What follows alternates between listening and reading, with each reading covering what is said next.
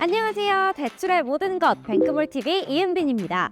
요즘 부동산 뉴스에서 자주 등장하는 단어 스트레스 DSR 3단계, 도대체 이게 뭘까요?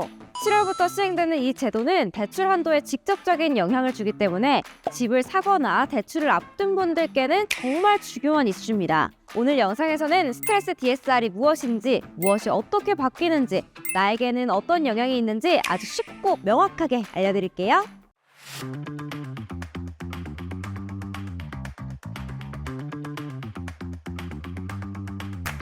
첫 번째, 스트레스 DSR, 뭐가 다른가요? 먼저 용어부터 정리해 볼게요. DSR은 총 부채 원리금 상환 비율이라고 하는데요. 쉽게 말하면 내가 1년에 갚아야 하는 모든 이자와 원금이 내 연소득의 몇 %인지 계산한 비율이에요. 예를 들어보겠습니다. 철수라는 직장인이 있어요. 철수는 연소득이 6천만 원인데 1년에 대출도 갚아야 할 돈이 3천만 원이라면 DSR은 50%가 되는 거죠. 그런데 여기에 스트레스가 붙게 됩니다. 스트레스 DSR은 금리가 오를 경우를 가정해서 내가 받을 대출 금리에 스트레스 금리를 더하고 이 원금과 이자를 소득으로 나눠서 앞으로 금리가 오르더라도 상환 능력이 있는지 확인하는 겁니다. 그러니까 이번에 내가 받을 대출의 금리가 4%라도 심사할 땐 5%나 6% 금리로 계산한다는 뜻이죠. 두 번째, 스트레스 DSR 3단계, 뭐가 바뀌는 거죠? 2025년 7월 1일부터 적용되는 3단계 스트레스 DSR의 핵심 변화는 세 가지예요. 첫 번째, 적용 대상이 넓어집니다.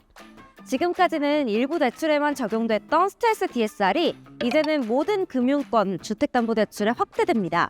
특히 잔액 1억 원 초과 신용대출도 포함돼요. 두 번째, 스트레스 금리가 높아집니다.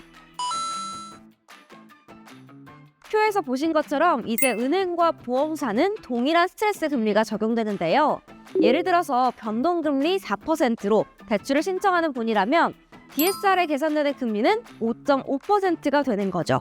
단, 지방주택시장 상황을 고려해서 서울, 경기, 인천을 제외한 지방지역은 2025년 말까지 0.75%만 더하는 특례가 있습니다. 세 번째, 고정금리 기간이 짧은 상품은 더욱 불리해집니다. 앞서 보여드린 표처럼 고정금리 5년 이하 대출과 혼합형 대출에 대해서는 스트레스 금리 적용 비중이 더욱 높아지게 되는데요. 현재 은행 특판 대부분이 이러한 상품들이다 보니까 서둘러 신청해야겠죠? 세 번째, 대출 한도에는 어떤 영향이 있을까요? 이 부분이 가장 궁금한 내용인데요. 예시로 한번 볼게요. 연소득 1억 원 직장인, 30년 만기, 원리금 균등 상환, 변동금리 대출 신청. 기존 2단계 적용 시 최대 한도 약 6억 원. 3단계를 적용하면 최대 한도가 약 5억 5천만 원. 대출 가능 금액이 약 5천만 원 줄어듭니다. 특히 고정금리 기간이 짧거나 소득이 적은 분은 영향을 더 크게 받을 수 있어요. 네 번째, 예외사항과 유예 제도도 있습니다. 그래도 걱정하지 마세요. 정부는 이 제도를 갑자기 바꾸진 않습니다. 2025년 6월 30일까지 분양 공고가 난 집단대출이나 매매계약이 체결된 주담대는 예외로 종전 규정을 적용한다고 합니다. 그리고 앞서 말했듯이 2025년 12월 말까지 지방주담대는 0.75% 스트레스 금리로 유예 중입니다.